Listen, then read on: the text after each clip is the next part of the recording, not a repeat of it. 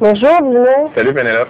T'as pris du temps, toi, dans ton horaire ultra chargé pour venir ici parce que tu tripes en ce moment sur ton propre site Internet et en toute modestie. Je tripe dessus parce que simplement, moi, je suis un dinosaure d'Internet. Je m'y suis mis parce que, bon, mon fils réclamait depuis longtemps, puis qu'il y a eu mon site qui est arrivé le même jour que mon lancement de disque, c'est-à-dire au 24 août. Et comme j'étais pas encore plugué sur Internet, je trouvais que j'avais l'air fou un peu d'avoir un site puis pas de savoir c'était quoi. Alors, c'est un très beau site, je l'ai visité dès le début et c'est vraiment un site très complet, hein? Oui. Biographie, discographie, vidéographie, guestbook, les gens peuvent poser des questions au fan club par email, mais ils peuvent aussi laisser des commentaires que moi je vais lire à chaque 2 jours environ.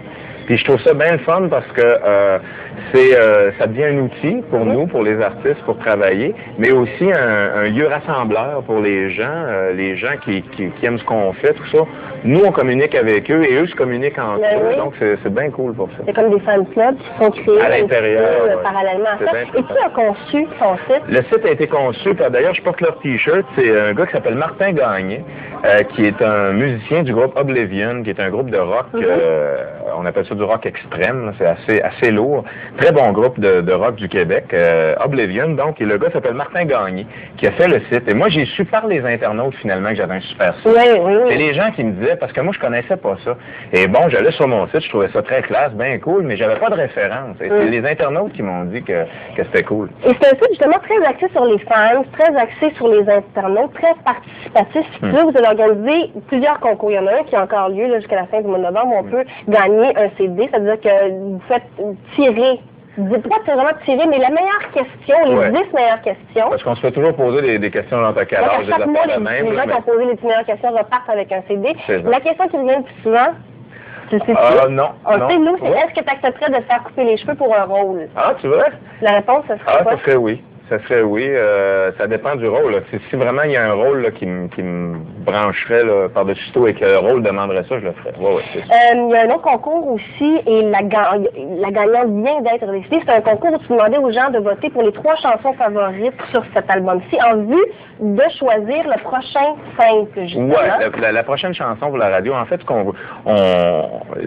ça c'est une idée qui est plus ou moins de moi. Avec Internet, ça donne accès avec tous les fans à faire ce concours-là. Mais moi, j'avais vu ça dans le temps, il y a au-dessus de 10 ans. Bon Jovi avait fait ça avec son fan club, dans le temps. Okay. Il avait demandé aux jeunes de son fan club, qu'est-ce que vous pensez de l'album, puis quelle est la chanson que vous préférez. Alors, j'ai pas dit nécessairement qu'on c'était le prochain single.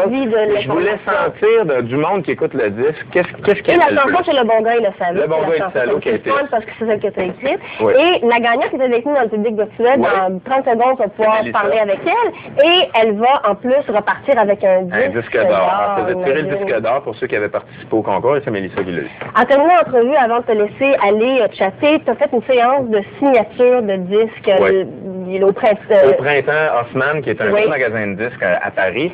Et là, il y avait des caméras web et tout ça, et le monde pouvait, au Québec, partout en Australie, voir la signature d'autographe, et je pouvais même faire des autographes virtuels. Nous, ce qu'on a fait, c'est qu'on est allé voir le webcamer qui travaille là-bas, on a lui demandé d'aller chercher ton disque dans la section disquaire. Ah ouais? Il est allé chercher le disque, et on a... Non, on a fait ça cette semaine, et il est allé demander au vendeur si ça se vendait bien. Il a dit, Bruno fait un tabac. Alors, sur cette bonne nouvelle-là, je te laisse avec Karine. Et la première question, elle vient de Mélissa. Oui, Niki. Son Nick quand elle chatte. Elle dit, oui, donc Mélissa, bien sûr, qui vient de Sainte-Julie. Quelle est l'attitude de tes fans, chez tes fans, que tu préfères et que tu détestes le plus? Donc, les deux. Ce que je préfère, en fait, ce que je préfère et déteste, ça se rejoint, c'est dans le respect. En fait, moi, je suis assez respectueux de mes fans, mais quand j'ai le retour d'ascenseur aussi. Donc, ce que j'aime pas, c'est quand ils comprennent pas à un moment donné que je peux offrir un peu de mon temps, mais que je peux pas donner 1 heure là, à chaque fois. Et ça vient agressant. Donc, dans l'inverse, les gens qui viennent juste dire qu'ils aiment ce qu'on fait, qui veulent un autographe, quelque chose, et puis qui nous encouragent, qu'on le sent, ça, c'est bien cool. Good. Alors, la GL de Hall veut savoir, maintenant que tu as un site Internet, qu'est-ce que ton site te procure que tu serais plus capable de passer? C'est le contact direct, peu importe où je suis dans le monde, parce que j'ai mon laptop, puis je me promène, je me connecte, puis c'est le contact direct avec mon monde, et qu'il soit n'importe où. Il y a des gens qui achètent des disques de mes disques qui sont en France, en Belgique, en Suisse, puis au Québec. Puis partout, j'ai leurs commentaires dans le guestbook et je peux rester connecté sur le vrai monde, sur mon monde. Justement, ça va très bien avec la troisième question. Nick de Brossard, et puis quand on fait des spectacles devant des milliers de personnes, qu'on va dans des entrevues de télé, qu'on fait de la promotion, qu'on est hot, qu'est-ce qui fait que... Comment tu fais pour garder les deux pieds à terre? Moi, je pense qu'il y a une question d'éducation, puis de valeur, puis de savoir. Je pense que j'ai compris dans les dernières années que c'était quelque chose qui était un petit peu, je veux pas dire superficiel dans le sens que c'est pas vrai, là, mais c'est quelque chose qui est un petit peu prêté. C'est-à-dire que le succès, c'est là, puis à un moment donné, ça sera plus là. Fait que si tu embarques trop dans le truc, puis que tu penses que t'es toi particulier à cause de ça, tu viens de te faire prendre au jeu, puis quand ça va...